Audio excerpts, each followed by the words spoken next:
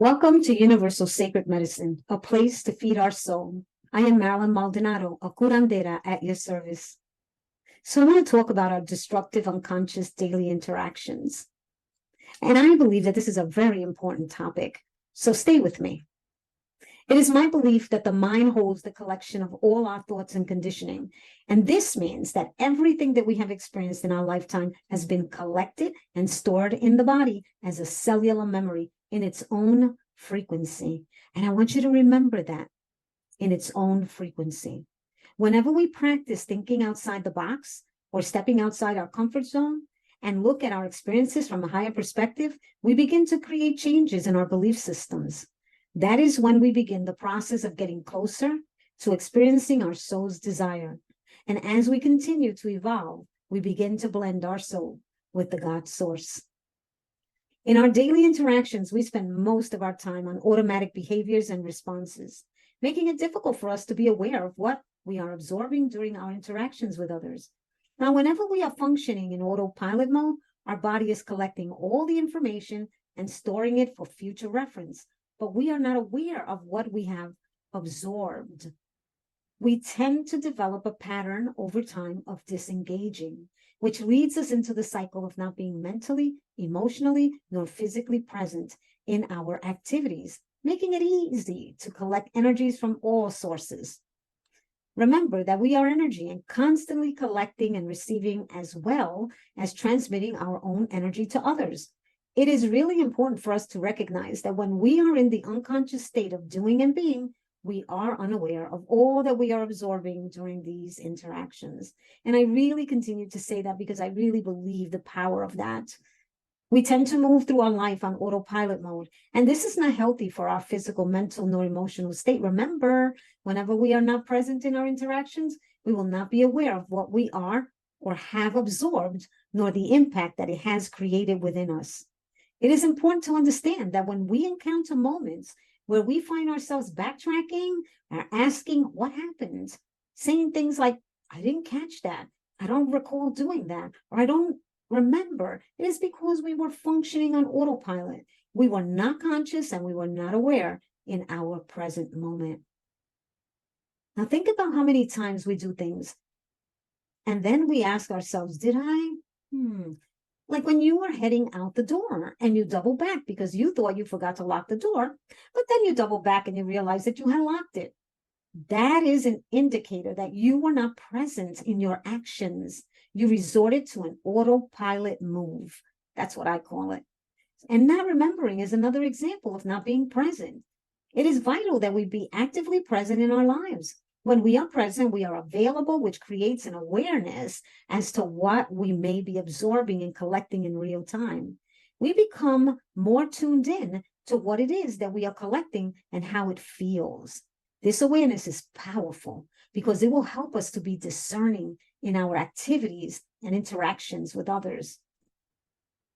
So whenever we are engaged in a conversation and we begin to feel uncomfortable, we have the power to shift our thinking into the process of understanding that this is their story.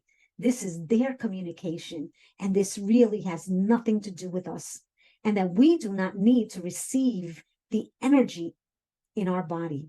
We can hear it, we can bear witness to it, but we do not need to absorb the energy of the conversation so that it becomes a part of us. This is something that I believe is most important.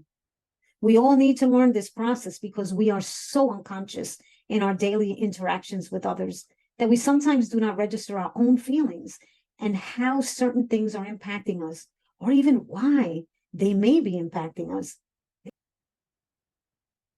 These are things we need to know, because if we don't know, then we just continue to absorb it. And this is one sure way of getting out of balance. Taking in a lot of negativity over time can result in irrational fears, feelings of stress, depression, anxiety, or feeling uncomfortable in our own skin.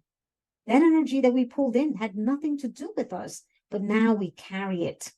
So it's important for us to say, I no longer need to absorb everything that comes to me or everything that is spoken to me. When we speak these words and believe them, we will be creating a more awakened state where we have more power over what gets absorbed. Now, the following practice will assist us in keeping our energy clear from distortions. Practice saying these words in your head. I understand that this has nothing to do with me and everything to do with you. I will not accept the energy of this conversation. I am a witness here. And if we continue to say this in our mindset while someone is speaking to us, we will not absorb the energy of the conversation. And in practicing this method, we will develop the pattern of deflecting the unwanted energies. Wow, that's really powerful. And the more we practice, the easier it will be to identify the energy of any conversation. This will help us to identify and shut down the energy of conversations before it can get absorbed by us.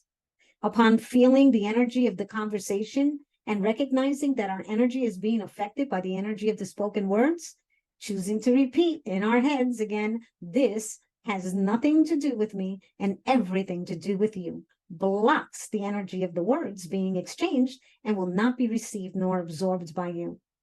So dispelling toxic energies before we can absorb them is a game changer. Try it.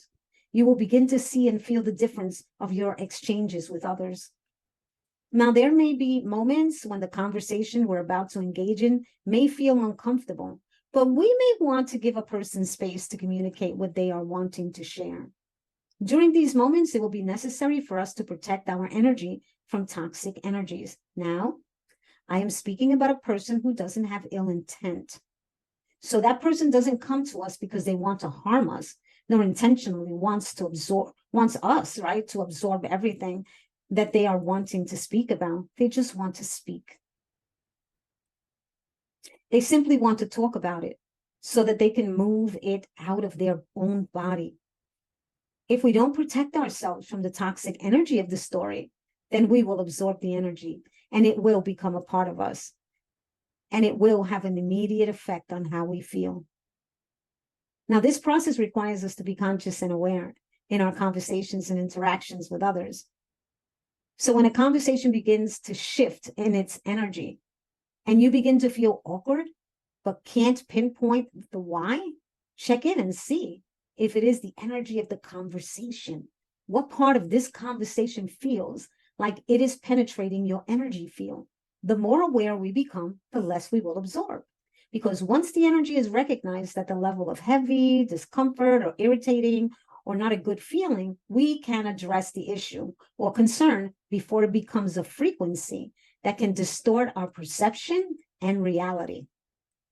And in my practice, I have learned that whenever something is on the surface, there is no better time than the present to work on the frequency of the energy to dismantle its power. Now, we do not need to hold on to the energetic frequencies that aren't serving our highest good. The energies were meant to shift through us and release the teachings, but we shut down and lock the full experience along with the emotional supercharged energy. Now, we locked it down for many reasons: self-protection, survival, fear, or lack of emotional support at the time. Once the energy of the experience is shut down in our bodies, it becomes a cellular memory. And that's when it becomes toxic. If we don't work on that toxic energy, it finds a home within our sacred body. We do not want the energy to stay and become a frequency within us. That will distort our perception. So using all of our senses to listen to our soul story is vital. We can listen to our inner voice or sit still and go within to better understand what it is that our body is trying to say to us. Our body speaks. Now, when I do readings, when I connect soul to soul, my light connects to your light. And then there's this openness, and then there is this space where peace and love exists, and where safety and protection reside, a sacred space where you are able to hear your soul story. Our soul communicates with us all the time. It wants us to tune in. Now, I love connecting to the soul. I listen to the story the soul wants to share and say the things that the soul has been saying all along. Now, sometimes what happens is that we have so many other things to deal with that we push things to the side. And so I say, put yourself first. You are a priority and you matter.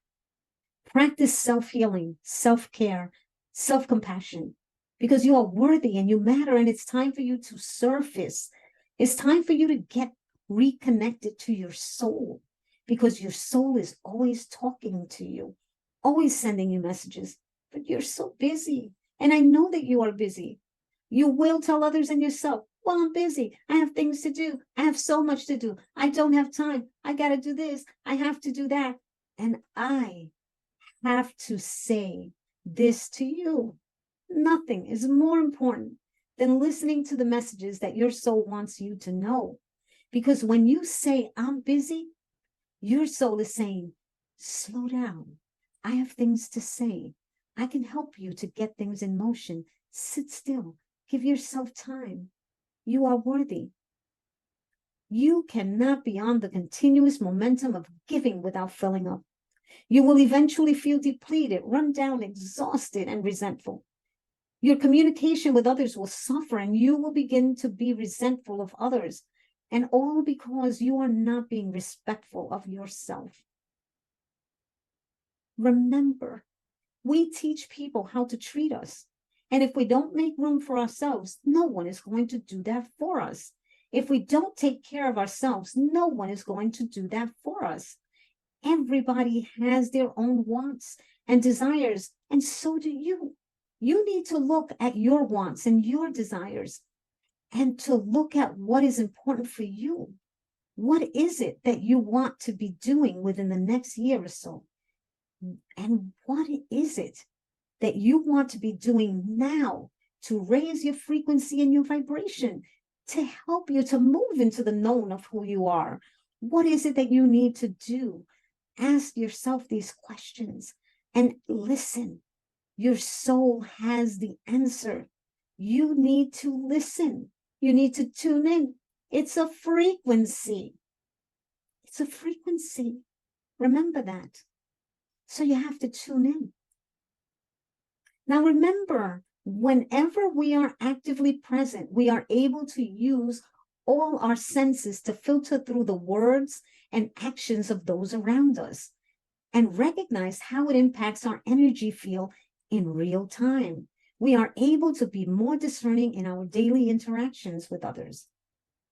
So if you find yourself with gaps in your day, take the time to review your day so that you can release any toxic energies that you may have absorbed in your absence.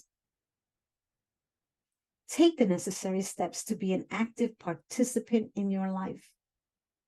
Thank you for checking in. Blessings, love, and light.